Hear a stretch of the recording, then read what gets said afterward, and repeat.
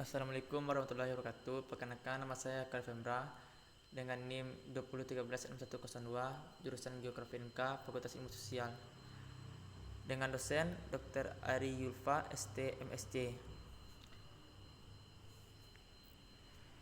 Tentang ilmu tanah. Pengukuran tanah atau disebut dengan surveying. Pengukuran didefinisikan sebagai seni penentuan posisi relatif pada, di atas atau di bawah permukaan bumi, berkenaan dengan pengukuran jarak-jarak sudut-sudut arah-arah baik vertikal maupun horizontal.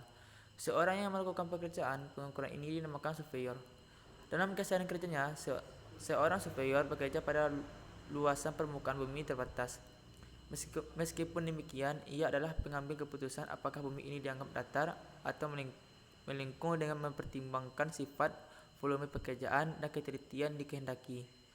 Tujuan pengukuran antara lain menghasilkan ukuran-ukuran dan kontur permukaan tanah, misalnya untuk persiapan gambar-gambar, rencana plan atau peta, menarik garis batas tanah, mengukur lulusan dan volume tanah, dan memilih tempat yang cocok untuk suatu proyek rekayasa. B. Instrumen survei di masa lalu. Sejarah perkembangan survei pengukuran tidak terlepas dari ilmu-ilmu astronomi, astrologi, dan matematika. Awalnya matematika dikembangkan untuk keperluan praktis dalam kehidupan masyarakat masa itu. Orang-orang Mesir, Yunani, dan Romawi menggunakan prinsip-prinsip pengukuran surveying dan matematika untuk pematokan batas-batas, kepemilikan tanah, penempatan, stakeout, bangunan-bangunan publik, pengukuran, dan penghitungan luas tanah. Surveyor Roma disebut juga gromatiki karena menggunakan groma dalam pengukurannya. C. Klasifikasi survei.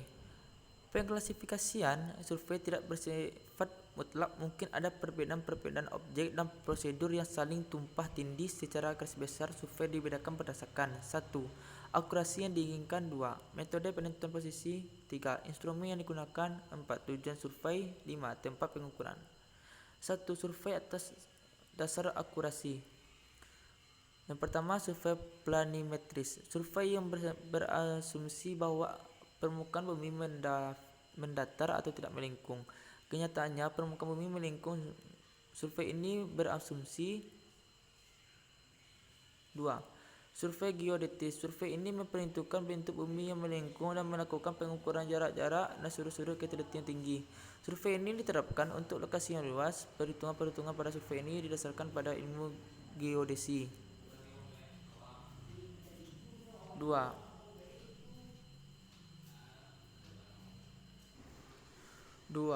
Survei atas dasar metode penentuan posisi.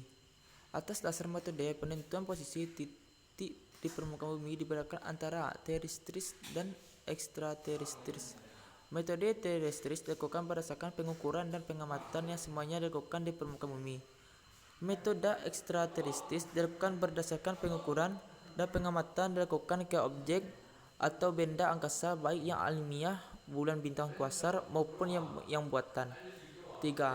Survei atas dasar instrumen. A. Survei Cairn. Survei ini dilakukan pada luasan yang sempit terbuka dan pekerjaan lapangannya hanya dilakukan dengan pengukuran linear jarak-jarak dengan alat meteran. B. Survei traverse. Istilah traverse digunakan untuk pengukuran yang melibatkan pengukuran jarak-jarak dengan meteran atau chain, arah-arah dan sudut-sudut dengan kompas atau teodolit. C. Survei tachymetry. Istilah ini digunakan untuk survei yang menggunakan metode pengukuran jarak-jarak horizontal dan vertikal dengan pengamatan rambu melalui teodolit berteleskop khusus yang menggunakan benang-benang stadia dan lensa analitis. D. Survei penyipat datar. Leveling. Istilah ini digunakan untuk survei pengukuran ketinggian vertikal relatif titik-titik dengan suatu sifat datar, waterpass, dan rambu planet tabling. Istilah ini dilakukan untuk pengukuran grafis yang dilakukan secara serentak antara pekerjaan lapangan dan plotting. Clinometer, alat ukur lereng bersama plan tabel ini digunakan untuk pengeplotan garis-garis kontur. F. Survei triangulasi. Jika Anda lakukan pengembangan wilayah, survei triangulasi diarahkan. 4. Survei atas dasar tujuan. A. Survei rekayasa. Survei dilakukan untuk penyediaan data yang lengkap untuk desain rekayasa seperti jalan layang, ada kereta, saluran air, saluran limbah, bendungan, jembatan, dan sebagainya. B. Survei pertahanan. Survei ini menjadi bagian sangat penting bagi militer. Hasil survei ini akan menyediakan informasi strategis yang dapat dijadikan putusan kebijakan jalannya peperangan. C. Survei geologi. Survei ini dilakukan baik di permukaan maupun subpermukaan bumi untuk menentukan lokasi, volume, dan cadangan mineral-mineral dan tipe-tipe batuan. D. Survei geografi.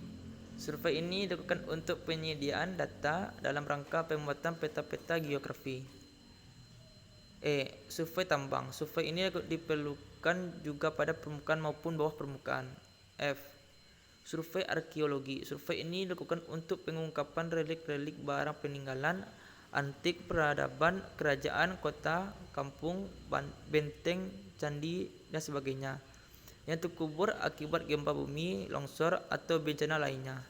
Dan semuanya itu dilokalisir, ditandai, dan diidentifikasi. G. Survei road. Survei ini bukan untuk menempatkan dan mengeset garis-garis di permukaan tanah untuk keperluan jalan raya, rel kereta, dan untuk mengambil data yang perlu.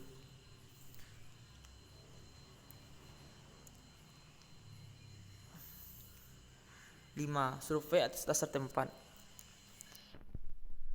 A. Survei tanah. Beberapa contoh survei ini diantaranya adalah pengukuran garis batas tanah, penentuan jarak, dan asimutnya. Pembagian tanah atas dasar bentuk, ukuran, perhitungan luas, pemasangan patok batas bidang tanah, dan penentuan lokasinya. B. Survei hidrologi. Survei hidrografi. Survei ini berkaitan dengan badan air seperti sungai, danau, perairan, pantai, dan pengambilan data garis pasang surut dari badan-badan air tersebut. C. Survei bawah tanah. Survei ini dipersiapkan untuk perencanaan bawah tanah, penempatan titik-titik, dan arah terowongan, lubang udara, arah aliran, dan sebagainya. Survei udara. Survei ini dilakukan dengan pemotretan dari pesawat berkamera. Survei ini sangat berguna untuk pengadaan peta skala besar. D. Kompetensi surveyor. Kompetensi surveyor adalah kemampuan minimal surveyor yang wajib dimiliki agar dapat bekerja dengan baik dan profesional, meliputi pengetahuan akademik, keterampilan teknik, dan karakternya. Surveyor kompeten harus memiliki pengetahuan tentang teori-teori pengukuran dan keterampilan praktis. Pada pengukuran planimetris banyak digunakan geometri, aljabar, dan trigonometri. Sekian, terima kasih.